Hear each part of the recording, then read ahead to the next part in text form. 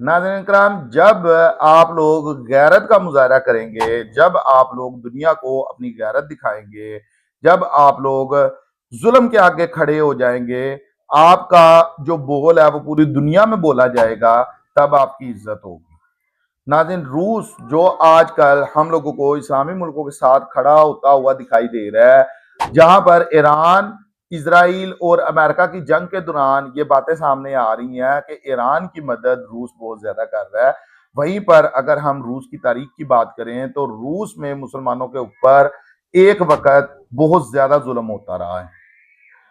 इसी तरह नाज़रीन, मुस्लिम मुल्क हैं जैसे कि इंडिया में मुसलमानों के ऊपर अब तक बहुत ज्यादा जुल्म हो रहा है। लेकिन अगर हम अब की मौजूदा बात करते हैं तो जो निज़ाम चल पड़ा है, वो मुल्क जो इसराइल के खिलाफ हैं, वो मुल्क जो अमेरिका के खिलाफ हैं, वो मुसलमानों को अपने अपने मुल्कों में बहुत ज्यादा प्यार, मोहब्बत और सपोर्ट कर रहे हैं। या फिर वो मुल्क जिनको अब अंदाजा हो चुका है कि अगर मुसलमान एहतजाज करके खड़े हो गए तो फिर इनके साथ देने वाले सिर्फ इस्लामी मुल्क नहीं होंगे, बल्कि दुनिया के वो बड़े बड़े मुल्क होंगे जो उस मुल्क की बैंड बजा सकते होंगे जो मुसलमानों के ऊपर जुल्म करेगा। नाज़रीन, ये मंजर मास्को का है। मास्को में ईद की नमाज के लिए इतनी बड़ी तादाद में लोग निकले वहां पर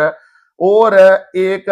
अपना रिकॉर्ड कायम करवाया। और ये मजे की बात यहां पर ये है कि वहां की हुकूमत के साथ मिलकर ये सारा काम किया गया। रूस की हुकूमत ने दुनिया को ये बताने की कोशिश की कि हम लोग मुसलमानों के साथ है, हमारे मुल्क में मुसलमान कितना आजाद अपने आप को फील करते हैं। लाखों की तादाद में लोग मास्को की सड़कों पर निकले और मस्जिदों में जगह कम पड़ गई, वहां पर सड़कों के ऊपर ईद की नमाज पढ़ने के लिए जगह बनाई गई। और ये रूस की तारीख का पहला ऐसा वाकया।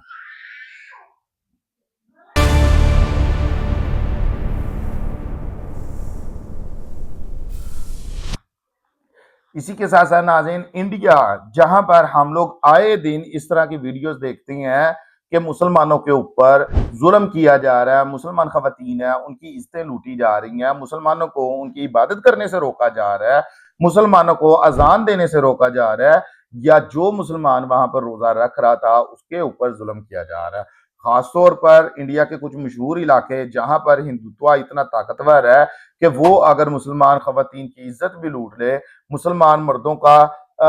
मर्डर भी कर दे, तो उनके खिलाफ कोई कार्रवाई नहीं थी की जाती। एक मुसलमान को सिर्फ इसलिए वहां पर जान से मार दिया जाता था कि उसने दाढ़ी क्यों रखी हुई है, या एक मुसलमान के ऊपर सिर्फ इस वजह से तशद्दुद किया जाता था कि वो नमाज अदा करने के लिए क्यों जा रहा है। उस इंडिया में हम लोगों ने इस ईद को कुछ इस तरह के मंजर देखे कि लोग जो हिंदू मजहब के थे वो मुसलमानों के ऊपर फूल निछावर कर रहे थे, फूल डाल रहे थे जब वो ईद की नमाज अदा कर रहे थे। ये अपने सामने आप लोग एक वीडियो देख रहे होंगे, इसमें कुछ हिंदू लोग जो हिंदू लिबास में मौजूद हैं वो मुसलमानों के ऊपर फूल निछावर कर रहे हैं, फूल छिड़क रहे हैं। और वो जब मुसलमान ईद की नमाज अदा कर रहे हैं तो ये हिंदू लोग ये बताने की कोशिश कर रहे हैं कि हमें आप लोगों से कितनी चाहत है, हमें आप लोगों से कितनी मोहब्बत है और हम चाहते हैं कि आप लोग खुलकर अपनी इबादत करें।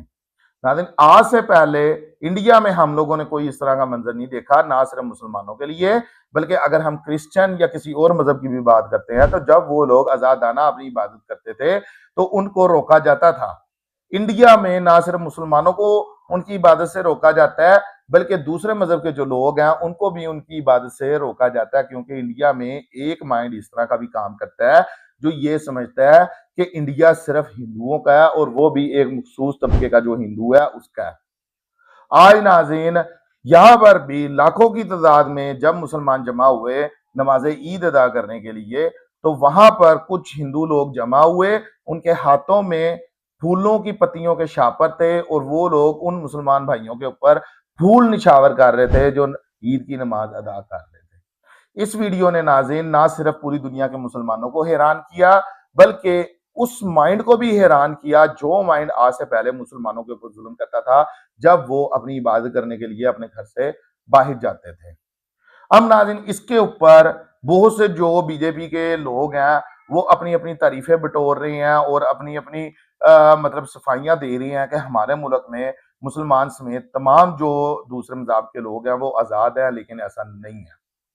नाज़रीन, इसकी भी वजह यहाँ पर मैं आप लोगों को यही बताऊंगा कि ईरान की वजह से जो एक ट्रेंड चला हुआ है कि मुसलमान को इज्जत दो, मुसलमान की इज्जत करो, मुसलमान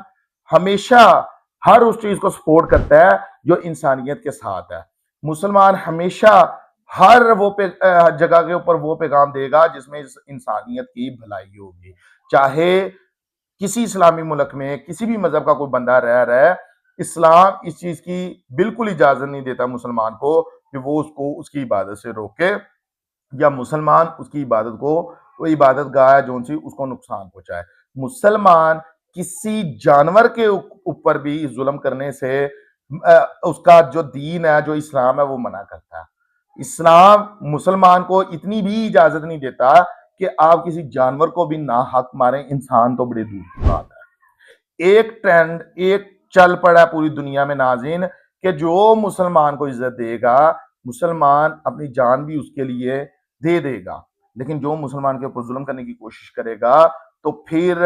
उसको भारी नुकसान उठाना पड़ेगा। जिस तरह आज ईरान, अमेरिका और इजराइल को यह बता रहा है कि अब तुम्हारे एक एक जुल्म का तुमसे हिसाब दिया जाएगा। नाज़रीन, आप लोग माने या ना माने, लेकिन ईरान की वजह से जो 57 इस्लामी ममालिक के मुसलमान हैं, जो 57 इस्लामी ममालिक की अवाम है, उसमें एक नया जोश आ चुका है और वो दुनिया को बताने की कोशिश कर रही है कि अब हम लोग जुल्म के खिलाफ चुप नहीं रहेंगे।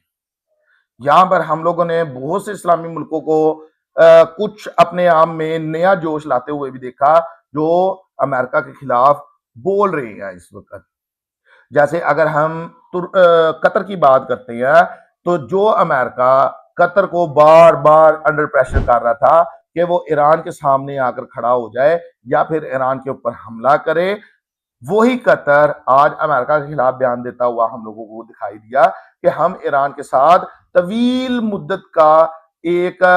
मुआहिदा चाहते हैं, हम ईरान के साथ तवील मुद्दत तक की पार्टनरशिप या भाईचारा कायम रखना चाहते हैं। हमारा ईरान ब्रदर मुल्क है, इस्लामी मुल्क है, हम ईरान के खिलाफ नहीं जाना चाहते, चाहे अमेरिका या कोई भी मुल्क हमें जितना मर्जी मजबूर कर दे। नाज़रीन, यही कतर होता था जो आज से पहले जब हम लोग देखते थे कि इजराइल के ऊपर कोई दूसरा मुल्क भारी पड़ने वाला होता था तो कतर फौरन आ जाता था बीच में मुआहिदा करवाने के लिए अमेरिका के इशारे पर। हम लोगों ने आज से पहले भी देखा है कि जब फलस्तीन को लेकर ईरान इजराइल के ऊपर भारी पड़ता था या ईरान ताबड़तोड़ हमले करता था इजराइल के ऊपर, तो फौरन कतर आ जाता था मुआहिदा करवाने के लिए।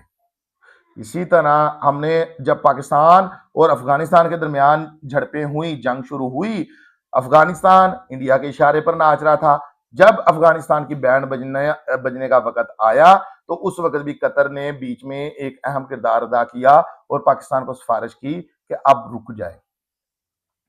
आज वो कतर हम लोगों को अमेरिका से आजाद होता हुआ दिखाई दे रहा है। ना सिर्फ कतर बल्कि बहुत से इस्लामी मुल्क इस तरह के हैं जो हम लोगों को अमेरिका से आजाद होते हुए दिखाई दे रही हैं।